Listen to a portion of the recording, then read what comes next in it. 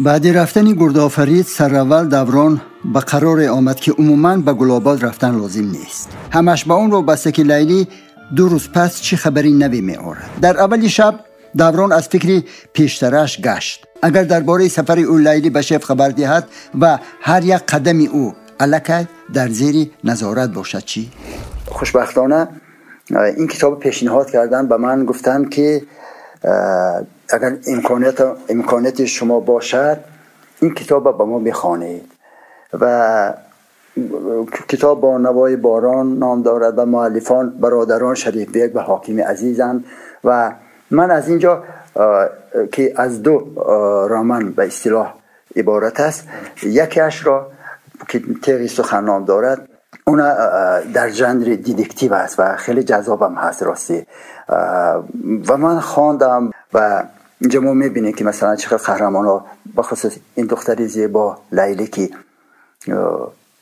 چگونه یک راه خطا، یک عمل، یک قدمی خطا و از و یک بگوییم یک جنایتکار، یک شخص بسیار بدی که برای نفس خود، برای شکم خود به همه چه قادر است، این گونه می سازد. داره طرق قربان را داره.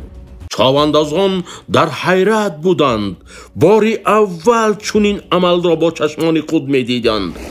اسیان نظیر رمان تاریخی ظریف غلام این اثر از قهرمانی های نظیر پهلوان از دهه قلصفیان نقل میکند و درباره یاران آنها که با نظیر، با عبدالکریم حکیموف و دیگرها همدهگانش به مقابل بیکیگری بلجوان رحیمبی مبارزه میبرند. مقصد از تهیه و پخش کتاب‌های گویا یا کتاب‌های چاپی را توسط رادیو معرفی کردن همین است که ما می‌خواهیم که مضمون محتوای همین کتاب‌های چاپی رو برده به هر خانه رساندن است.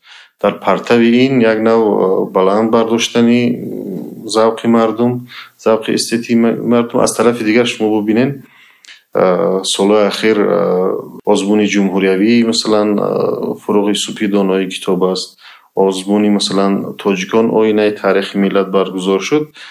شما ببینید همین اقدامات، همین آزمون ها به یک جریان فرهنگی ما مرحله نو با وجود آورد.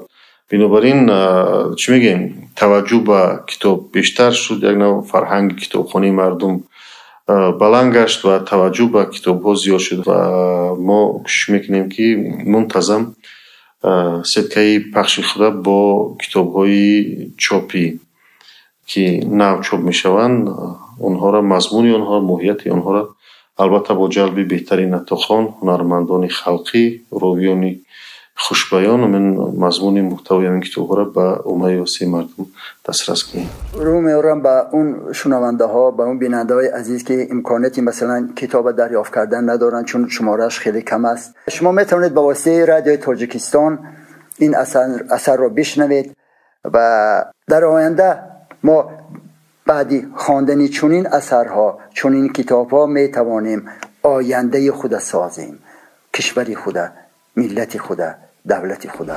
تشبث رهبریت رادیوی تاجیکستان، صفحه یوتیوب خزینه طلایی رادیوی تاجیکستان به واسطه اینترنت پخش میشوند که میتوانند شنوندگان مخلصان این اثرها را گیرند و گوش کنند. بسیار ضرور است که ما یا کتاب خوانیم یا کتاب را بشنویم.